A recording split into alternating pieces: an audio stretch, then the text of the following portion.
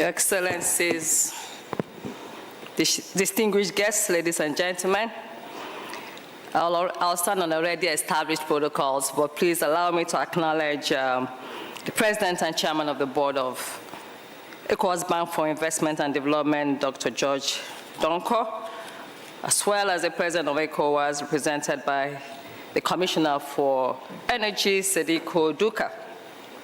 I bring you warm greetings from, all right. Is that better? Okay, let me begin by conveying the warm greetings of President Benedict Orama, President and Chairman of the Board of Directors of the African Export-Import Bank, Afreximbank Group.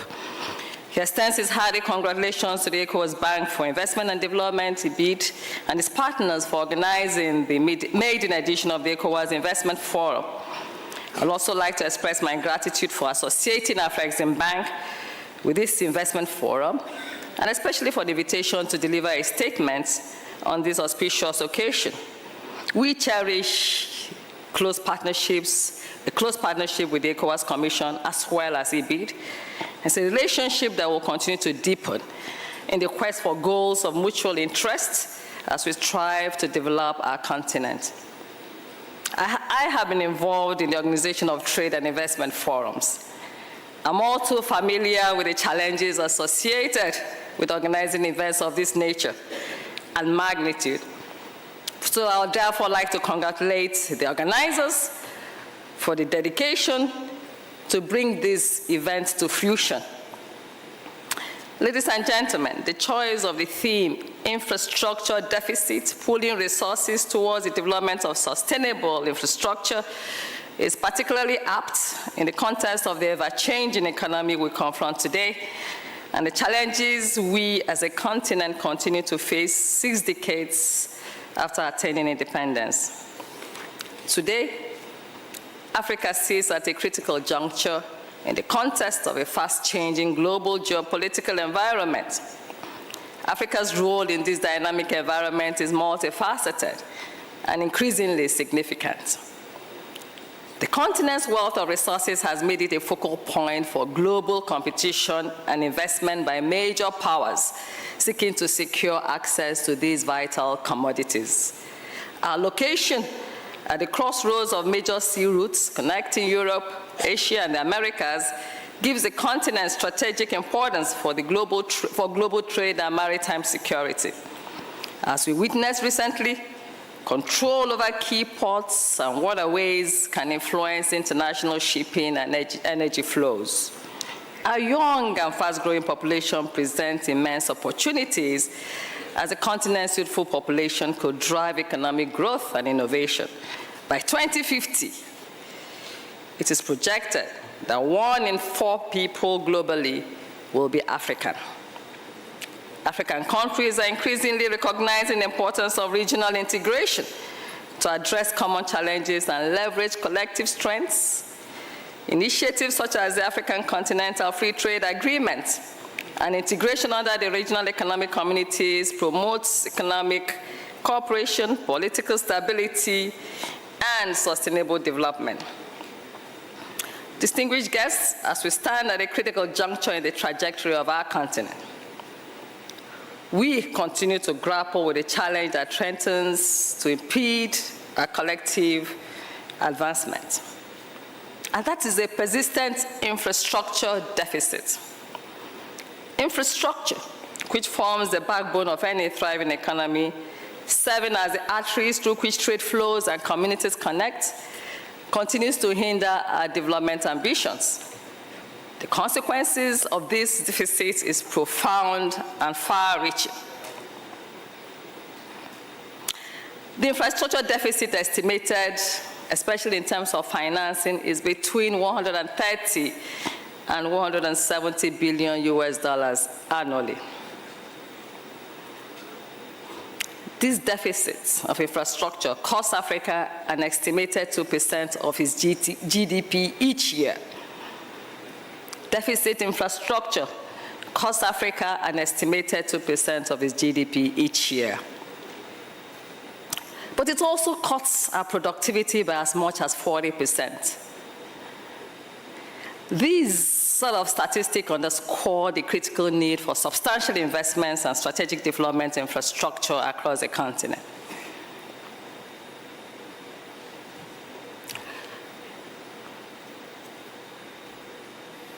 Insufficient energy infrastructure means that over 600 million Africans do not have access to electricity.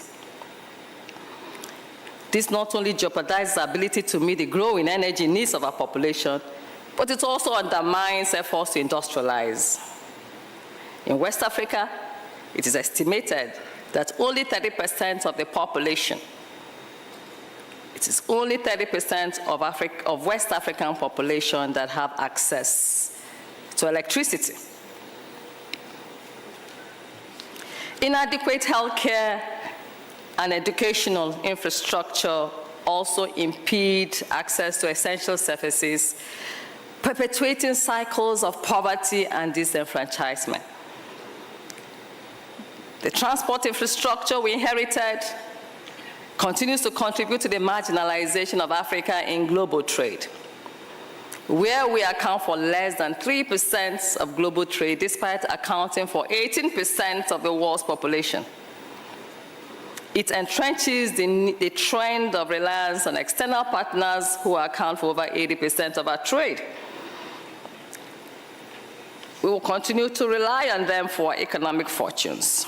In West Africa, transport costs are estimated to be about 100% higher than other parts of the developing world.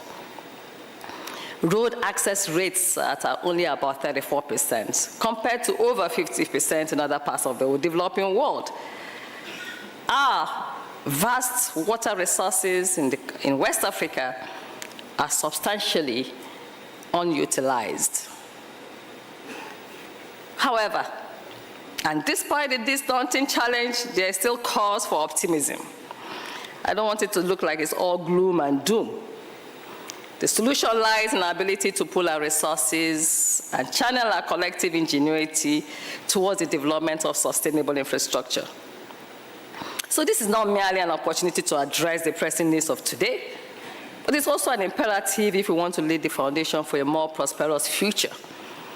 Pooling resources towards the development of sustainable infrastructure requires a multifaceted approach. It demands innovative financing schemes that mobilize public and private capital towards infrastructure projects and deliver long-term value. It necessitates robust regulatory frameworks that incentivize investment in sustainable infrastructure while safeguarding the interests of all stakeholders.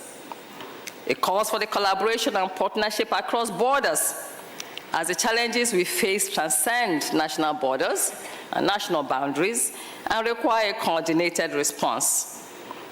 I'm therefore pleased that this investment forum is holding to provide the opportunity not only to discuss investment opportunities in the ECOWAS region, but also to explore the vast economic potential of African integration and the opportunities under the AfCFTA.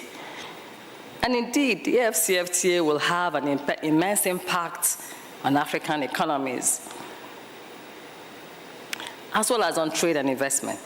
The operationalization of the AfCFTA has brought into sharp focus the need for a systematic approach and practical steps to scale up the infrastructure and industrial base in ECOWAS and to strategically position the member states to take full advantage of the opportunities that the AfCFTA offers.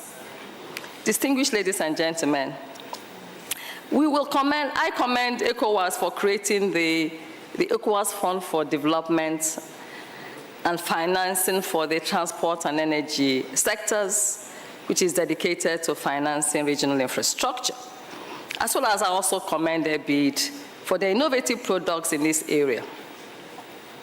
But also, we at Afreximbank are acutely aware of the need to take full advantage of the AfCFTA. And that is why African integration through the promotion of intra-African trade and AfCFTA implementation is the bank's strategic arrowhead and guides our interventions across the continent and indeed in the ECOWAS region.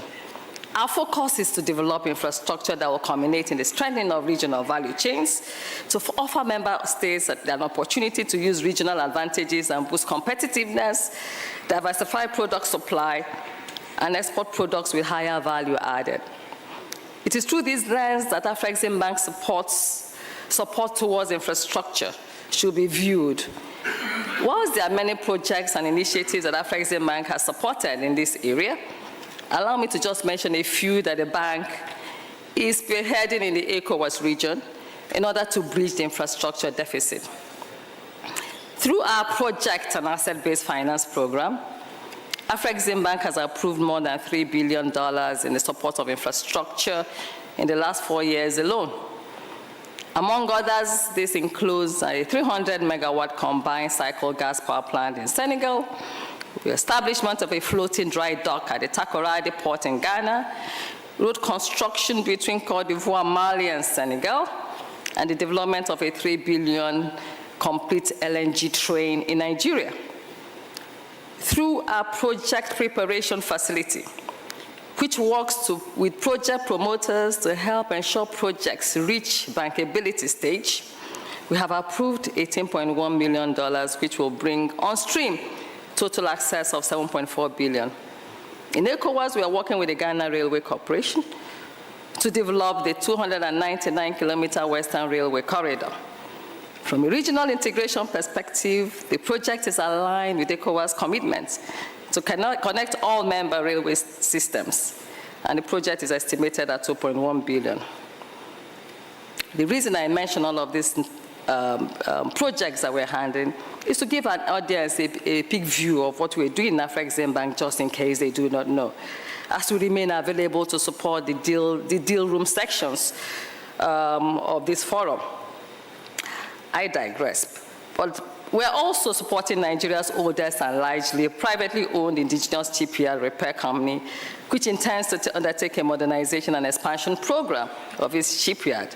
The shipyard will encompass modern amenities such as extensive paint and carpentry workshops, specialized equipment, and warehouses.